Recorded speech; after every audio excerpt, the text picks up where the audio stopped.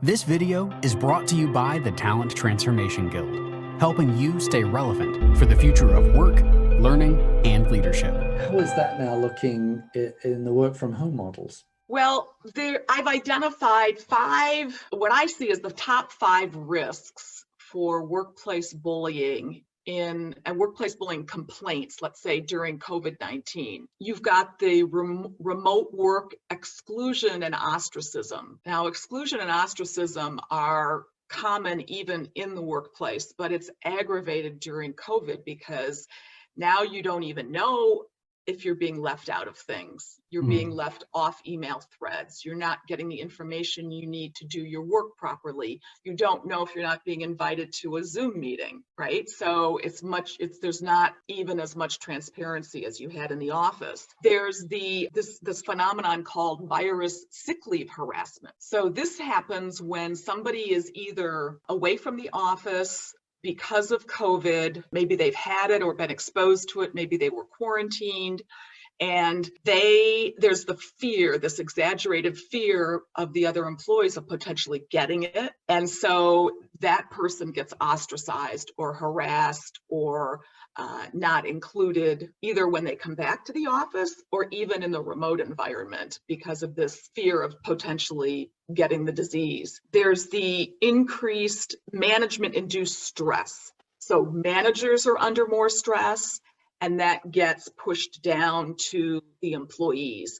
And I was just before the pandemic, and I'm going to read this, 84% of American workers said poorly trained people managers create a lot of unnecessary work and stress. A certain percentage of those 84% are going to be bullies, and it's going to exacerbate the bullying behavior, whether it's shaming, humiliation, all the different techniques or methods that happen to come up. Then there's the distance-induced lack of communication. So this was a SHRM survey, said that 58% of employees quit a job due to workplace culture. And they said specifically communication with managers was the main reason they ultimately left. If managers weren't communicating well pre-COVID, how are they communicating? Unlikely they're going to improve. Right? Yeah, not going to get any better. No, it's not going to get any better. So, you're adding the challenge of a remote workforce to this manager's responsibilities, reduced revenues in some cases, furlough-induced anxieties, all this job uncertainty, health fears. This is not going to help communication with people that are already communication challenged.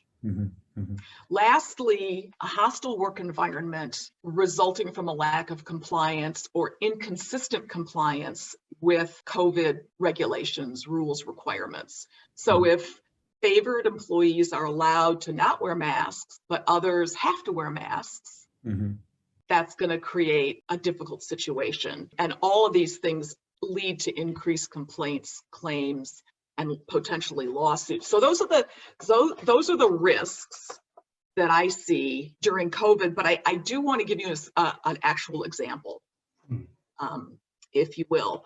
And this was a text exchange that I was made privy to between a boss and an employee. It happened just recently, actually. So there are 4 text messages in this exchange.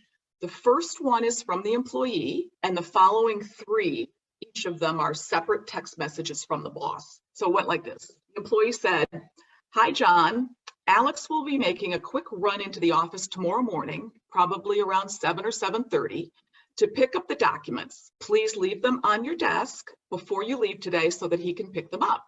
Thanks so much. That will not work for my schedule. I'm getting very tired of you mandating how my business will process the payments and income flow to accommodate your schedule. Either adapt or find an alternative form of employment." Wow. Last text from the boss. "Your attitude is unacceptable." Yeah, it's shocking to hear that, but it's difficult to understand what's in the boss's head, why he would say that. I mean, if it was a performance challenge, one, there should have been a conversation about it. If there was some other issue, it seems like the employee is volunteering to do something in order to resolve a situation, and the boss is bringing something else into the situation, as you say, by an instance of workplace bullying. I know the people involved, and you'll have to trust me, that was a completely inappropriate response. I mean, we're talking about a long-time, loyal, hardworking employee. Thanks for watching. Please subscribe to our newsletter and keep up to date with the new world of work, learning, and leadership.